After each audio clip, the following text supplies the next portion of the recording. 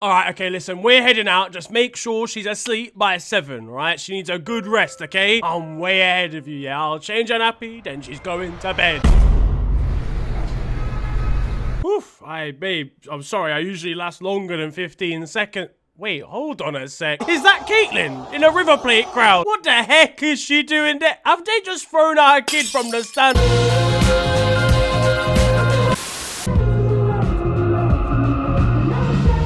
Yo guys, it is your boy Niren here, and you are watching FTW. This is of course the series where I bring to you the best and more frequently the worst of what football has to offer during the last 7 days. What's been kicking off in the world this week? Well, over in Russia, and they've sued Google a grand total of $2.5 decillion for blocking their content on YouTube. Google's CEO will be left depressed seeing a PayPal invoice come through for the entire GDP of the universe. Lads, come on, please, let's at least make it somewhat reasonable. Has that much money even existed in history before? Yahoo, your time is now. Bing.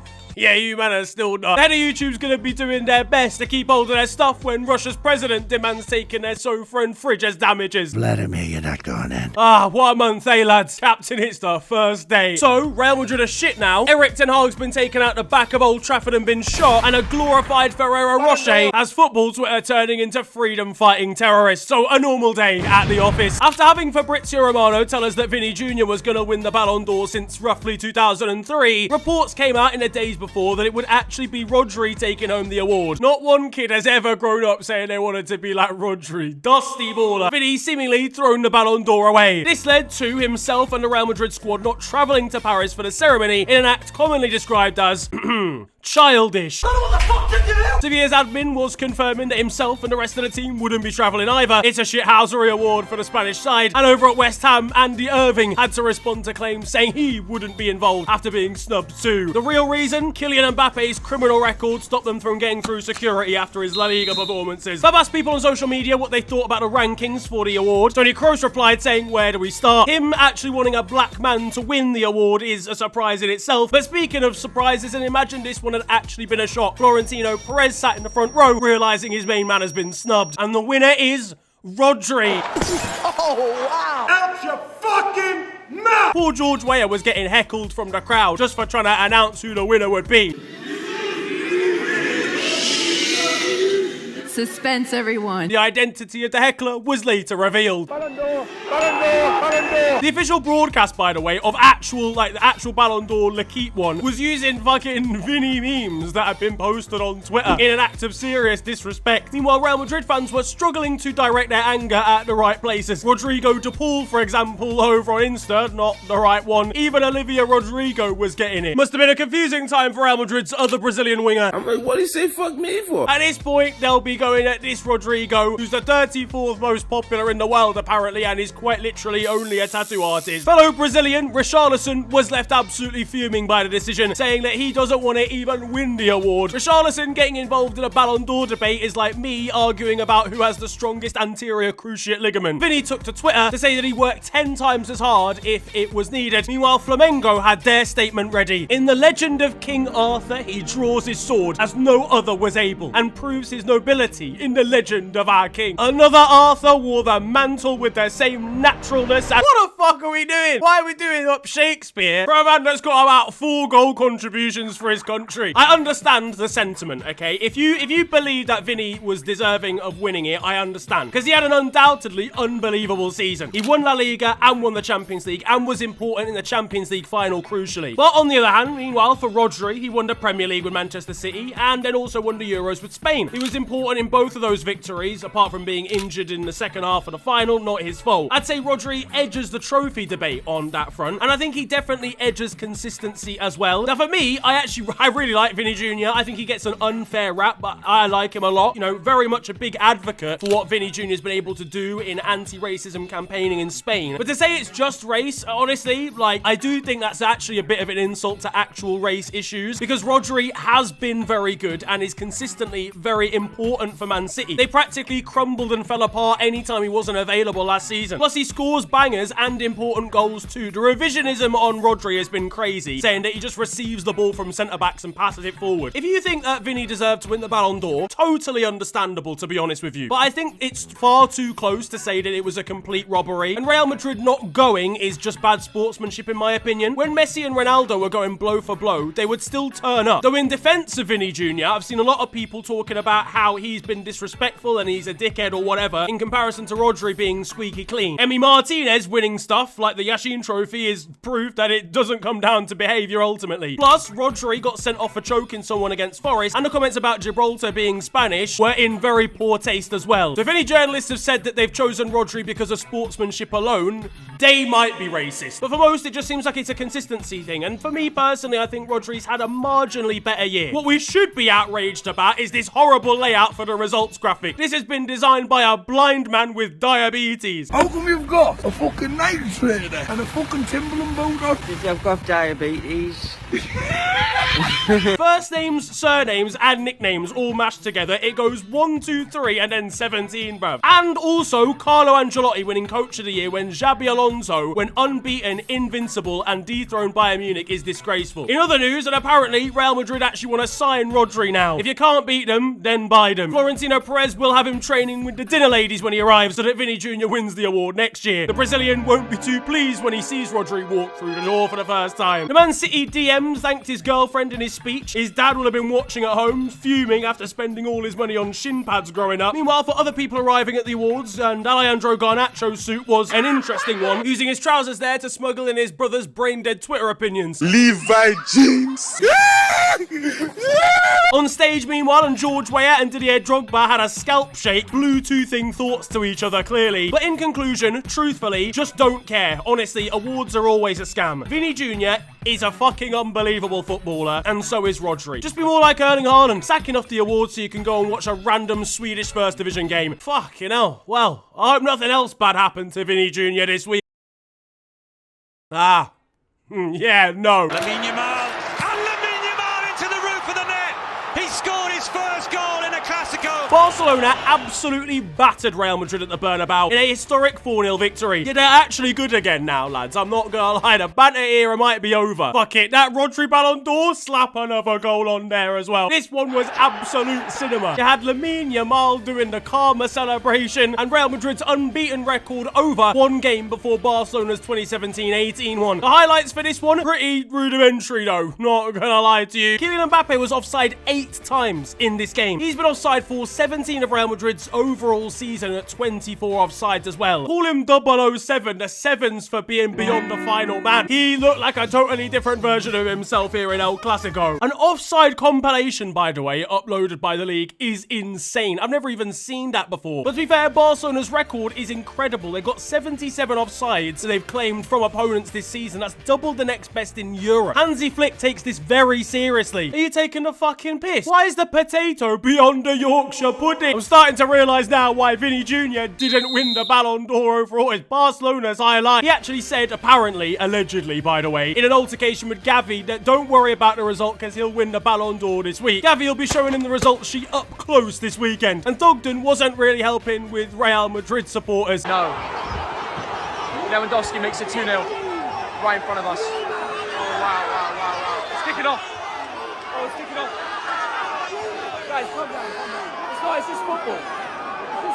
Come on, lad, you can't calm them down. You're not even a Real fan. To be fair, he's right, though. No need for all of that critical violence. Los Blancos supporters were asking the real questions going into this one. I'll tell you where Jude Bellingham was. He was getting absolutely done over by Pedri on Instagram. It's a shithousery award for the Spaniard. Meanwhile, Vinny Jr. was struggling down on the left-hand side to beat his man. He actually can't do rainbow flicks. Please stop it, lad. Like, genuinely, I've seen this a lot of times now. He thinks he's downloaded 5-star skills just because he's Brazilian. The star, though, in this game, as I mentioned, was Lamine Yamal, and his dad got the coldest picture of all time when the teenager grabbed his goal. He had custom braces for El Clasico. Do you understand how mental that is? And he had Eduardo Camavinga absolutely fuming as the Frenchman was being substituted for the fourth. Now, in the Premier League, and I spoke about it more in this video here, but Erik ten Hag was sacked as Manchester United manager, losing to, of all teams, West Ham, clearly the final straw for Ineos, especially with the Red Devils sat 14th in the league. 14? You know you can be prosecuted for that? Eras clearly do come to an end, don't they, Eric? To be honest, if he'd survived this, I would have said he could have survived the Chernobyl nuclear disaster. Someone googled his family, by the way, and his mum apparently is called Joke ten Hag. That's just his job description, lads. Speaking of jokes, and David De Gea found the situation pretty funny, once again as cryptic as me on Facebook back in year 10 with this one emoji Insta story. Meanwhile, on Twitter and San Marino were replying to the defeat, asking them to get a game. Yeah, United, I wouldn't have this, man. Come on. The reason why United lost in this game, wasteful finishing, epitomised massively by Diogo Dalot, mistaking an open goal for a Lionel Messi GOAT opinion, and deciding to back Cristiano Ronaldo. He's bloody missed it! What a prat! Reports suggest that Sporting manager Ruben Amorim will become the replacement for Erik ten Hag, a manager who actually lost 5-1 to Erik ten Hag in the past. Yeah, these lot are still done. Now, Ruben plays a 3 at the back, which specifically requires a lot of mobile centre-backs. Harry Maguire's going to struggle with this new system, I'm not going to lie. Speaking of players that will struggle really under a new manager, and Anthony's going to get laughed out of the office under a new coach. Actually, I'm glad we've got this opportunity to chat, as there's a couple of things I want to... Shut up. Sure. So probably will Luke Shaw, who suffered yet another injury setback and is facing more time out on the sidelines. This guy's set 8, not set back. The new club physios won't be taking too kindly to him. Hurry up and put the cripple boy in here. No, all right, man, I'll fucking do it. Hurry up with the Brookfoot boy. Now, United apparently asked to share a plane that Manchester City were taken to the Ballon d'Or ceremony for Kobbie Mainoo and Alejandro Garnacho. Asking for a lift from Man City is mad. Oi, Kobbie, do you want picking up in the morning, lad? Jack,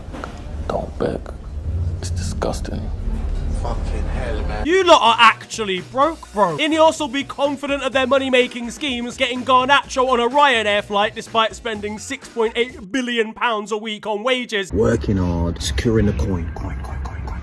Meanwhile, let's be honest, Man City's board probably put down the phone and started creasing at this request from their biggest rivals. At least there was some good news for United this week, as they began a new era by putting 5 past Leicester in the Carabao Cup. And Ruud van Nistelrooy was, of course, caretaker manager here, leading his side out of the tunnel at Old Trafford. An old legend going nuts as an interim manager? I've seen this storyline before. Erik ten Hag will have been left absolutely disgusted at his former side, seeing the goal notifications go off on his phone. Meanwhile, Joshua Zirkzee was still useless, even though the rest of his team was scoring. Now, there was drama in the Premier League as Liverpool and Arsenal played out an entertaining draw, 2-2 the final score here. Bukayo Saka had Andrew Robertson in a tumble dryer for the first goal, and poor Robbo was on his way home with broken ankles, getting supported by a Scottish family member. Leave it touching the game, man. The equaliser in this one, though, came from Virgil van Dijk before Mikel Merino put Arsenal back in front. Before the game, Merino had said that his black hero was Michael Jordan. His what hero, sorry? And not in a racist way. His ethnic example, his Rwandan role model. Now, there was controversy up in the VAR room, as during the VAR review, it seemed as though one of the officials had the FPL app open on his phone in the background. Yeah, look, listen, I'll be honest, lads, we can't give it. It's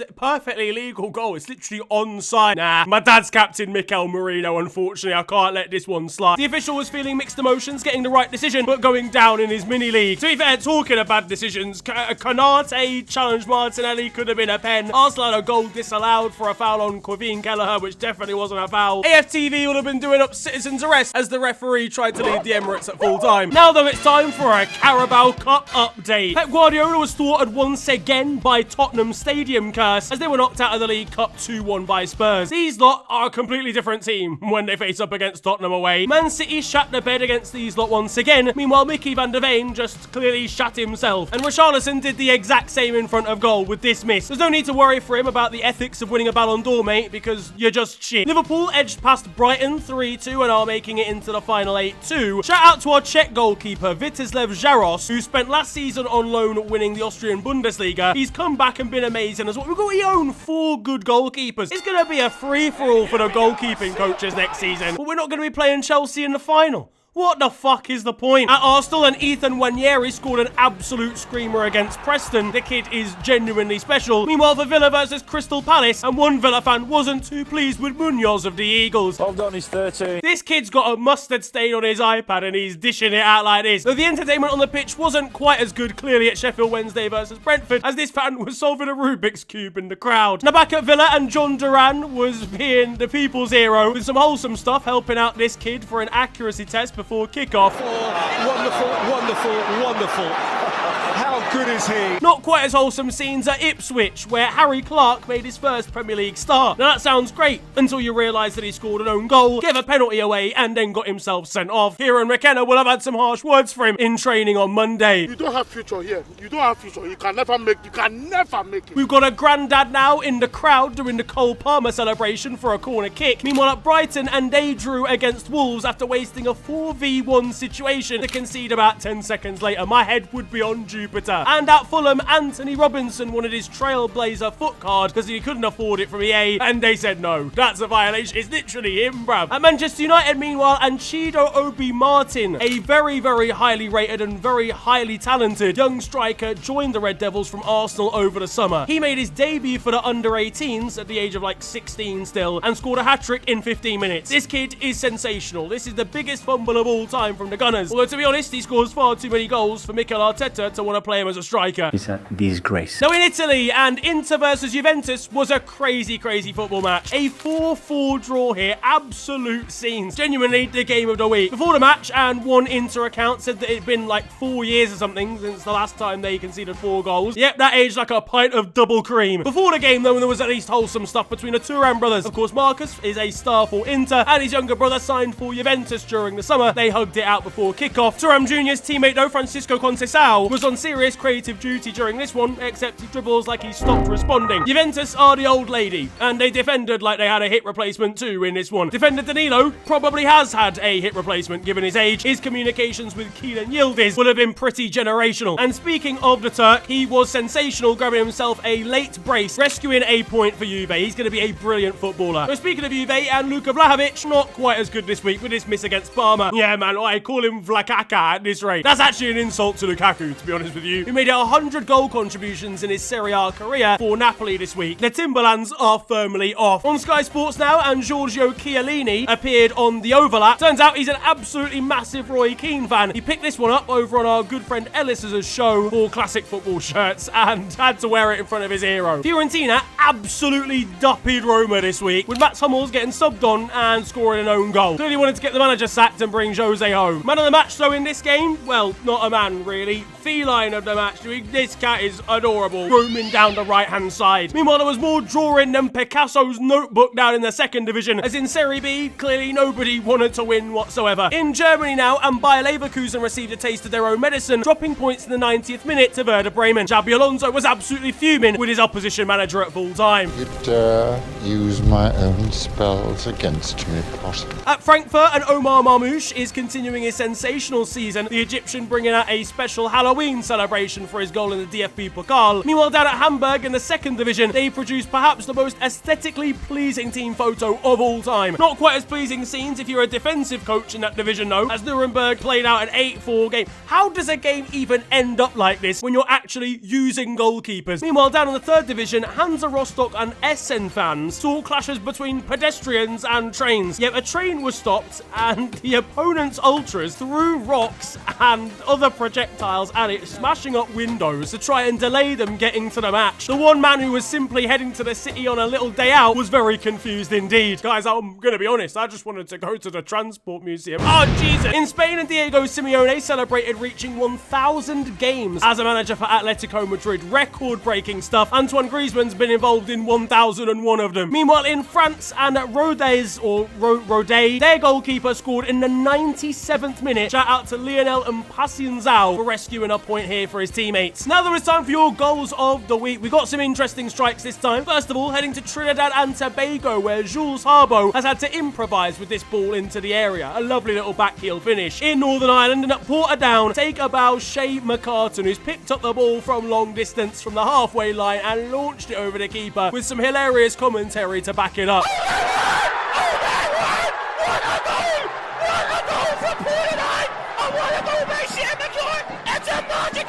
Hello all and welcome to The Beautiful Game, the segment where we take a look at the poetic and brilliant side of the game that we love. We are back by popular demand for yet more glorious beauty.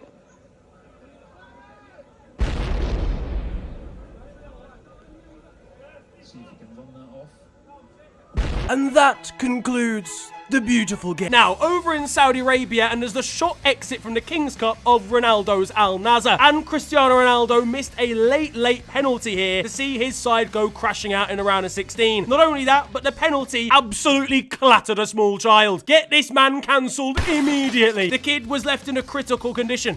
A condition critical of Ronaldo's footballing ability. After leaving an Arabian child's arm looking like a jigsaw puzzle, Ron was taunted by his opponents, one jumping in his face as the spot kick was missed. He's clearly taken inspiration from his own free kicks by slapping them at innocent family members. More drone strikes on innocent families here than the Obama administration. Over in Uruguay, and Marcelo Bielsa's doing some scouting ahead of the next international break, buying some sweets in the crowd at a Uruguayan league match. Meanwhile, one icon of Uruguay, Luis Suarez, is trying to accommodate to a younger audience for Inter Miami. In game one of round one. Here I am pontificating about... Yeah, I didn't ever need to see this man do a gritty in my life, I'll be honest. I could have died happily not seeing that. In Greece, and Anthony Martial is celebrating too. He earned a Man of the Match award for AEK Athens, his new side over in Greece. But the more crazy thing is the fact that they give out a full trophy every Man of the Match. That's insane. That is a waste of golden resources. Up in Scotland and at Celtic, their players brought out guide dogs this week. I think dogs that needed rehoming, but generally, it's sad, honestly, to see a Rangers icon sign for his old firm rivals, really. In South America, though, now, massive game between River Plate and Atletico Mineiro. And the fireworks display for the semi-final was absolutely incredible. Genuinely, just imagine being in these scenes. It's crazy. Though there was some dastardly behavior from River Plate, who planned to paint the away dressing room just before the away team arrived so that paint fumes could get to the Brazilians' heads. Actually, like, at least very creative, to be fair. Meanwhile, elsewhere in the competition, and Racing of Argentina, yeah, their manager might need a magic sponge.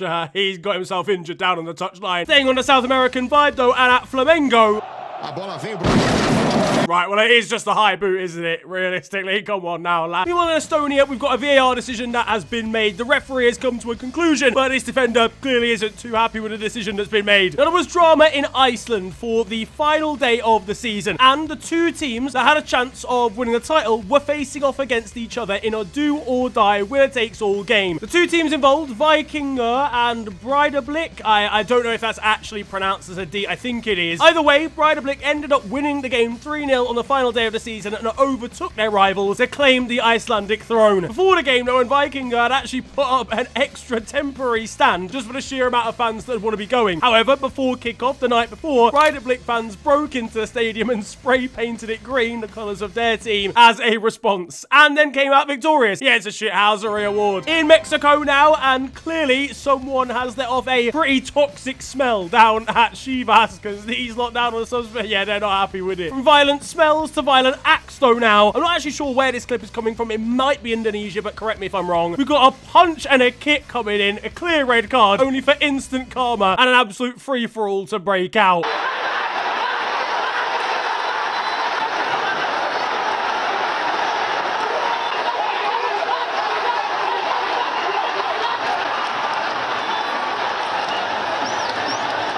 Do we have any word on whether Karate Kick Don made it out, or is he buried underneath the pitch right now? In Sweden and at Malmo, we've got a goalkeeper being challenged by an attacker. That clearly a social cue for this defender to practice his Tom Daley impression. In South Africa, though, and for the women's side, we've got a goalkeeper here lining up for a free kick. You think she's just going to belt it towards the penalty area, when in actuality... Responsibility to take the free kick! What the goal! Yeah, that is an outrageous finish from a shot stopper. Now, closer to home, and York pulled off a ridiculous comeback in the National League, scoring 2 goals in injury time to win 2-1, and the limbs from the fans were truly spectacular. Meanwhile, as Zealand said over on Twitter, pour one out for Astana from Kazakhstan. They made the crazy journey from their nation all the way to Shrewsbury to play TNS in the Conference League. If I travelled that far and ended up in the West Midlands, I'd genuinely kill myself. Elsewhere on European duty, RZ Alkmaar Neymar put 10 goalkeepers in their squad for their most recent game. You can never be too safe, do you know what I'm saying? Meanwhile, Besiktas, well, they beat Lyon and had a new recommendation on a logo for the French outfit. Elsewhere, and a new sport has been created, ladies and gentlemen. Walk ball. Yeah, if you get up to anything more than a quick power walk in this sport, you're getting ejected immediately. It's like the fucking walking in the Olympics, except it's even better. This is spectacular. I want to play this, mostly because that's all my knee can actually deal with right now. We've got a lack of seriousness going on in Australia as Grimace is kicking a game off in the A-League. And there's a lack of seriousness from Jason Punchin, who's punching above his weight in terms of a managerial location as he's become the Iron Appa coach. This is just an excuse for a free holiday, lad. Iron Appa fans will be taking the piss out of him when a dodgy kebab from the night before sends him west at half-time.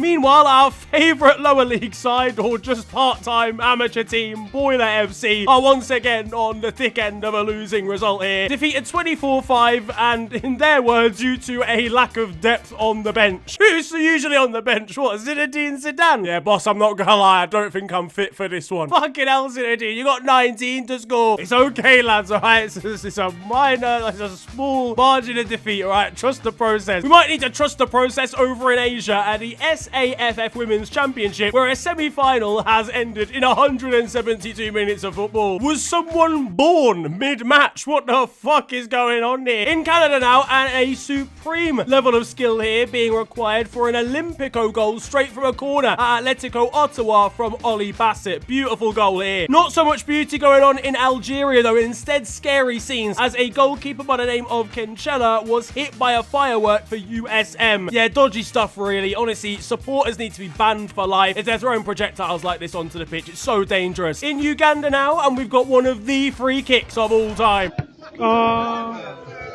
I didn't lie. It was a free. Does it even quantify as a free kick realistically? In Japan now, and somebody's been watching too many KSI boxing highlights with this elbow first challenge. Meanwhile, Orkney FC's admin had to apologise for his lack of match updates, giving the excuse that he's in Paris. Who's in Paris, sorry? Down at Enfield in the English lower leagues and needing a goal late on, stepped forward their goalkeeper, who went forward for a corner, pulled off this beautiful volley to loop it over his opposition number. And talking of goalkeepers, it was a pretty bad day at the office for this goalkeeper in Peru. A youngster, a 19-year-old who made his debut for the club, only to lose 12-0 and concede all 12 of them. And there were 4 disallowed VAR goals in this one. Honestly, he just did that for his self-esteem, bless him. Now, though, it is time for Still 0-0, and you guys know the score by now. This is a segment of the show where I bring to the best of Sunday League and amateur football. Now, let's be real for a second here. Footballers at Sunday League level aren't exactly expected to have professional level diets. But what they're probably not expected to do is be smoking whilst they're playing football. Lads, come on. One team has a counter-attack. This guy's gonna have an asthma attack, mate. On to the weird stuff, though, now. Last week, I told you about a pretty hefty defeat for Brunei, our favourite Asian nation, in the Under-17 Asian Cup qualifying process. Things haven't got much easier for them as they lost 19-0 this time to Thailand. Yeah, look, we really might need to bring somebody out of retirement to help them here. I've told you the story of Turkmenistani side FC Arkadag, who are not that legitimately winning their league, let's say. Yeah, they were created in 2023. They have won every single game in their history after poaching every good player from the rest of the league and being set up by a former dictator. Well, claims of match fixing have followed them throughout their history, but they're still doing it on the continental stage, winning now against the Kyrgyzstani side in the AFC Challenge League. This story just keeps on going. And finally, we have got a ridiculous story coming from the Democratic Republic of Congo. Now, aside from the nation, we're given a transfer ban recently. I'll have the reason on the screen, the article on the screen. And because of a lack of players, they've been having to, improvise, shall we say. Improvise in terms of playing a lot of people out of position to the point where they're having to play a Nigerian goalkeeper up front instead. Now, this obviously is not ideal. Unless you're Stuart Pearce, you probably don't want to play a goalkeeper as your number 9. However, in this situation, it actually worked, as he managed to grab himself a goal and man of the match for his trouble. That is absolutely insane. That, though, is going to wrap up football this week, and I hope you have enjoyed it. If you have, then feel free to slap a like on the video, and of course, subscribe if you are new to the channel. And if you want to support the channel, you can become a channel member, get yourself early content, and you'll get some cool emotes for a series that I'm bringing back very soon. You can also follow me on social media. It is at the official FNG on Twitter and on Insta. But it's been a pleasure ranting shouting at you guys today. Have a wonderful day, enjoy yourselves, and goodbye.